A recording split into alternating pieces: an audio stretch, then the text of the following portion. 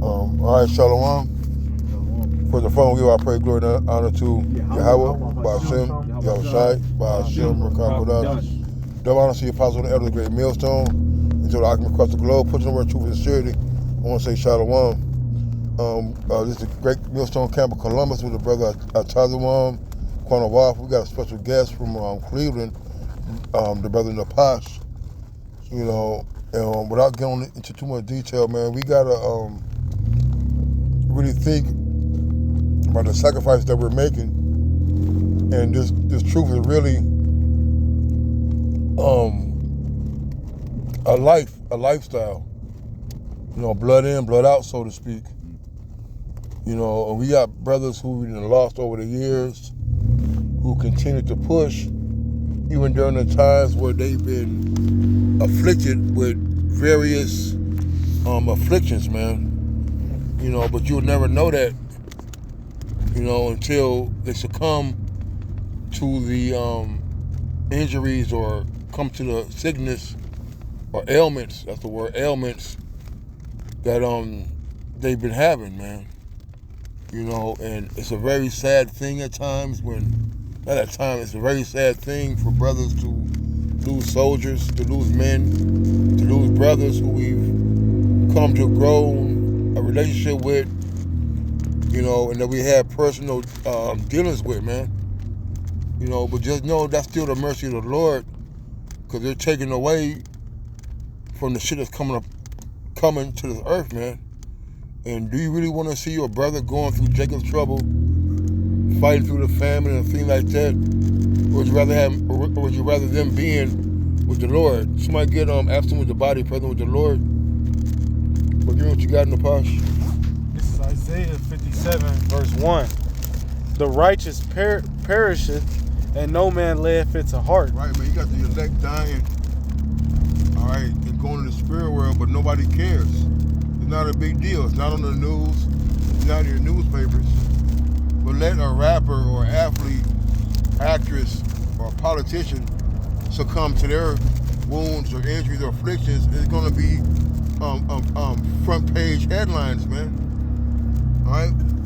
But the men of the Lord are more worthy of recognition for their service in the truth than any of those wicked, man. Go ahead. And merciful men are taken away, none considering that the righteous is taken away from the evil to come. Right, man. So, you know, your Captain Lee's, your Nathania, you know, from Chicago, man. Hey, the Lord called them back, so they got to face these prayers, and we believe that. Because what's coming ahead are going to be times where we don't even know if we're going to make it out of it, man. You see? But while we're here, we got to endure, we got to fight until the Lord calls you home. You see? But those that are gone, who died in the Messiah, brother brought out earlier, we're going to be the first ones risen at the Lord's return, man. You know? And we got to have comfort in those scriptures, man, and knowing that although we may not see our brethren no more, although we may hurt and be sad, all right, and they're better off where they're at than to be here suffering in misery and turmoil, man.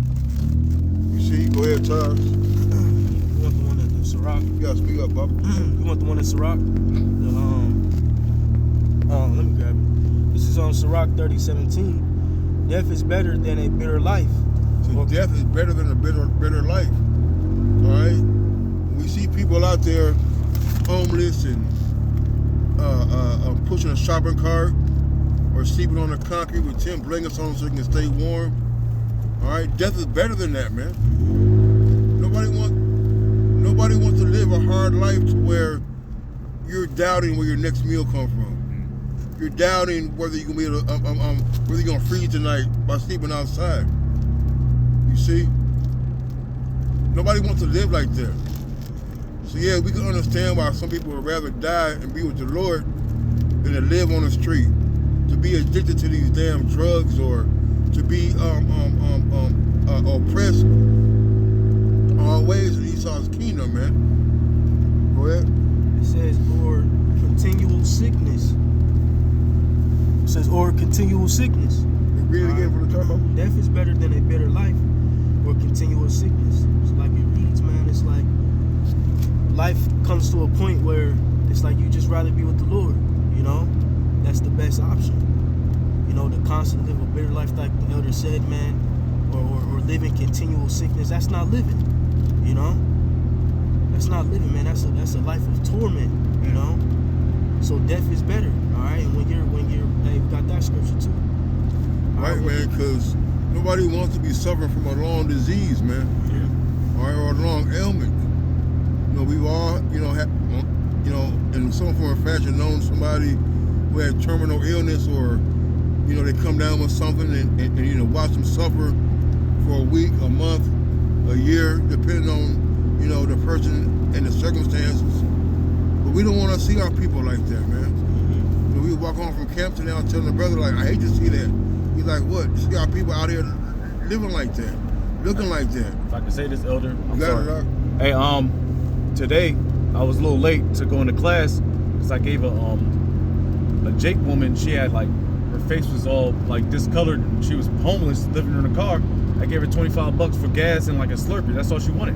She hugged me and everything. You know, that's kind of like the spirit. You know, we hate to see our people go through what they go through, man. It's that compassion that people swear up and down that we're evil, we're mean, we're wicked. They don't understand how much love that we have, not only for each other and for the Lord, even for these 2/3, so to speak, man. Mm-hmm. All right? You know, the Lord had compassion on them too, but they got to go through it by death. You know, but in the result, they're still going to get the benefit of the love of the Lord by being in the kingdom, man. Still being over the heathens. You see? But now, you know, we're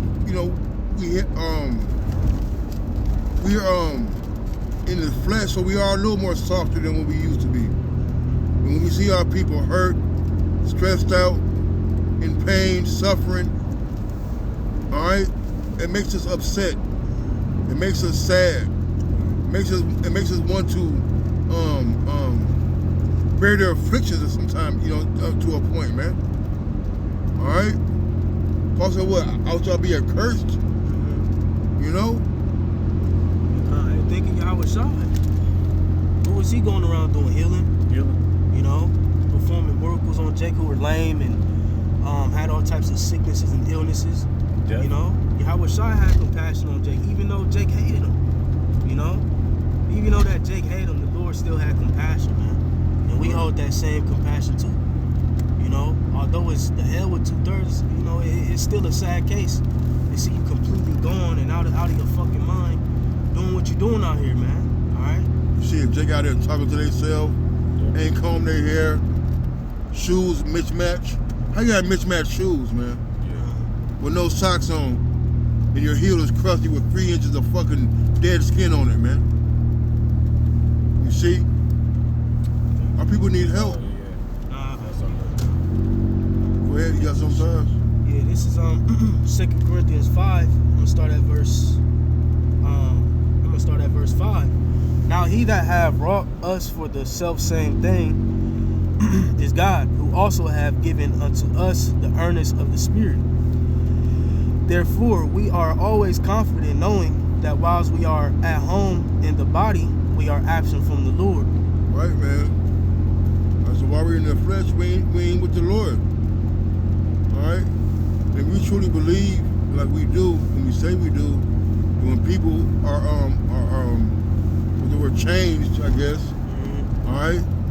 You gotta really believe that they are in a better place than they are. We say, Job said, the wicked are there. You know, but what? Our people are there being they're not being troubled or oppressed anymore, man. Ain't nobody bothering them. Ain't nobody telling them to make a quota to get up at 8 o'clock to put these goddamn pallets around, man. Pouring concrete, man. You see, they're up there where rest is allowed. They're chilling. Are they rejoicing? All right, they're making bids on our behalf. Supplication to the Lord for us, man. And that's what we all want to be. You see? But it's that transformation transition that people seem to be afraid of, but the Lord tells you that death is nothing. Death is being with the Lord. Go ahead. Verse 7. For we walk by faith, not by sight. We are confident, I say, and willing rather to be absent from the body and to be present with the Lord. Yeah, so it's a touchy subject, man, you know. And we had mentioned off camera, like, you just never know what Jake going through. And sometimes I mean, in a lot of cases when Jake's living a life of torment, all right, or living a life of misery, that's the best option. We'd rather be with the Lord, you know, than to constantly live here in this hellhole, man. Hey, man, hell is a condition as well, you know. So like you said, man, you know, read it again. We are confident, I say, and willing rather to be absent from the body and to be present with the Lord, right? All right, because being present with the Lord is life, man. You know, dwelling in everlasting is dwelling in His course, man. You know, being at rest. You know, not having to worry, not having to suffer. You know, like the other mentioned, punching the clock and running a rat race, man. You know, just living a life of misery, man. All right, that's all you get here in America is a life of misery. You know, so that's it. You want to close it? I got something else though. Okay. Just you know, for brothers, you know, we gotta keep pushing and keep fighting. Finish the course. Hey, I'm gonna grab that. And Timothy. Right, because we don't know what our end is. Right, but that's why it's important to keep on pushing, keep on doing the work. All right, you'd rather be caught doing the work than be caught not doing the work, man. Mm-hmm. All right, you know, and our job is to keep on pushing till the sand runs out of out the hourglass, man. That's our insurance. And that's it. Yeah. You know, go ahead. This is 2 Timothy 4, and I'm gonna start at 5. But watch thou in all things, endure afflictions, do the work of an evangelist, make full proof of thy ministry. For I am now ready to be offered, and the time of my departure is at hand. I have fought a good fight, I have finished my course, I have kept the faith.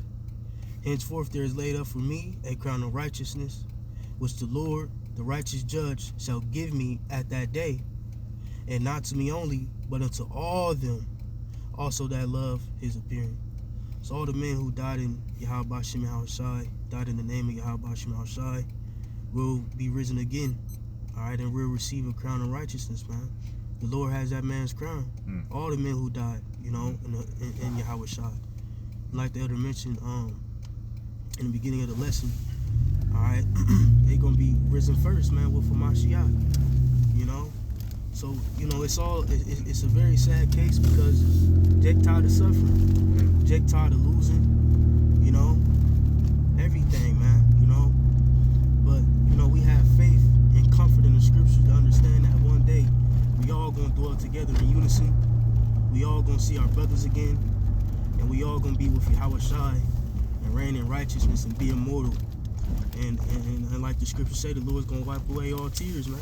Right. You know? So we have hope in that, and we believe in that to its fullness, man. You know? Close up. Yeah, with that, Lord's word, this was edifying. You know, through the Spirit, man, bros, keep pushing. Just keep pushing, man. That's all we can do. Keep doing the word. And keep on having the faith, man, and believe in these scriptures. You know? So, we're gonna say, call Haloy Yamla, Yahweh, Bahashem, Yahweh Shai, Bahashem, Makakadash. Again, double honors to the elders and apostles, a great millstone. Shalom to the hopeful elect. And shalom to all you faithful Akim and elders out there pushing